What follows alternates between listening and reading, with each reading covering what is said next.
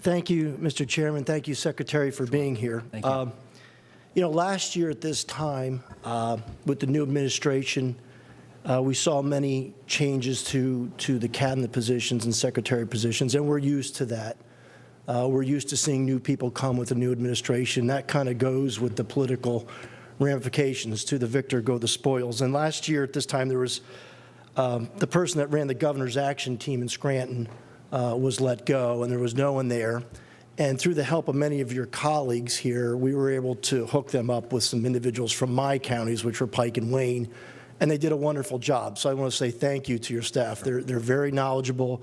They're very helpful. And in fact, I think from this hearing, they hit the ground running and did some very good things. So I want to say thank you to your staff.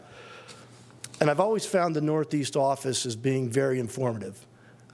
Like I said, I represent Pike and Wayne counties, but you know, any kind of growth, whether it be economic or whether it be through higher education, any kind of positive growth and job development through the Northeast is good for me. When you would ask questions to that Northeast office, you'd learn more about the region. They talk about Luzerne County, and they say, well, Luzerne County's got an edge on Pike. Luzerne County's got an airport, and it's got very good road system. It's got the turnpike. It's got access. You know, Pike County doesn't have infrastructure. They don't have, you know, sewer and water.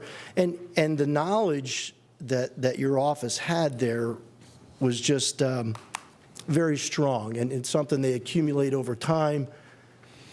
And being new to the process of how do we get businesses, and always being excited to learn about what we need to do as from a policy standpoint and what we need to do to attract businesses, I always made that phone call.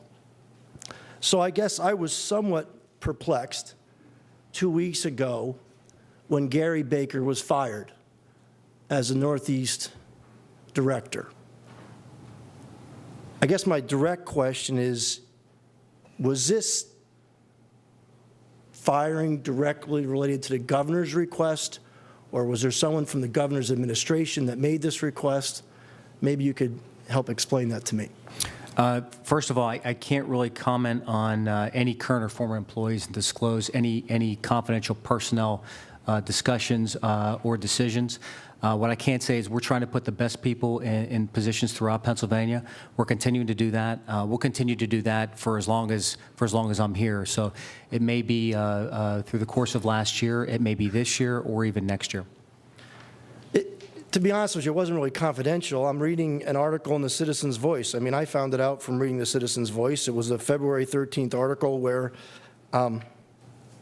Gary Baker was terminated. He was given, after serving many years and sitting for and working for 5 different governors and 5 different administrations over the course of all these years, he was given a short amount of time, which I later found out was 1 hour to pack his bags and leave.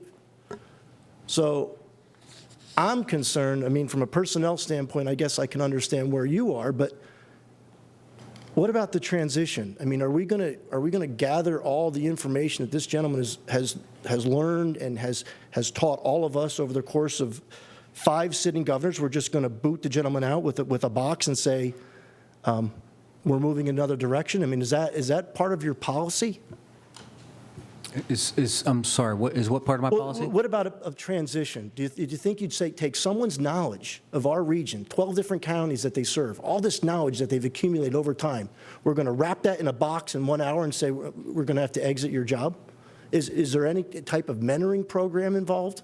I mean, would we grab someone and say, listen, maybe we're going to go in another direction, but we want to use your abilities to help educate and mentor someone for the next 4 months so you can retire in 4 months?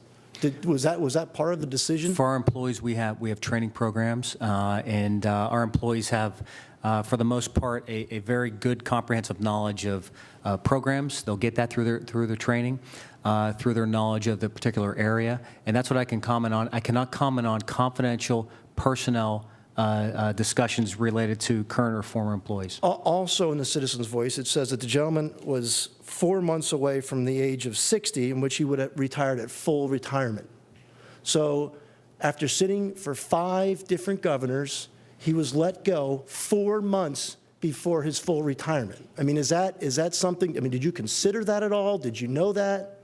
I can't comment on any current or former employees' personnel discussions and really look at any confidential personnel information. That's how I have to respond to your question. So you're not concerned about the loss of knowledge? The loss of knowledge of all those years in the Northeast region? We're not concerned about that? You asked me a question about the loss of knowledge from somebody who is a former employee? Correct. I can't discuss former employees. I can't discuss it, former or current employees. And you're asking me to discuss confidential personnel information, so I can't do that. Mr. Chairman, it does concern me that in the article there's a discussion about political retribution. It's a very, very sad state of affairs that we're going to let someone go who had so much knowledge, who worked for 5 different governors, both sides of the aisle, 4 months before the retirement. You know, before we were talking about slogans for Pennsylvania, and I always like this one, you've got a friend in Pennsylvania. Well, friends don't do that, so maybe you guys need to work on a different slogan because that's not going to work. Friends don't fire friends 4 months before they retire with that much knowledge. As far as political retribution, I hope there's none, because if there is, I'm going to have to go home and tell my sister and my mom and my dad, whatever you do, don't speak out. Don't speak out. Just because your policy or you have feelings in a different direction, don't speak out. Because there's political retribution, and I hope that's not the case. I absolutely hope that's not the case. But it surely looks that way. Thank you, Mr. Chairman.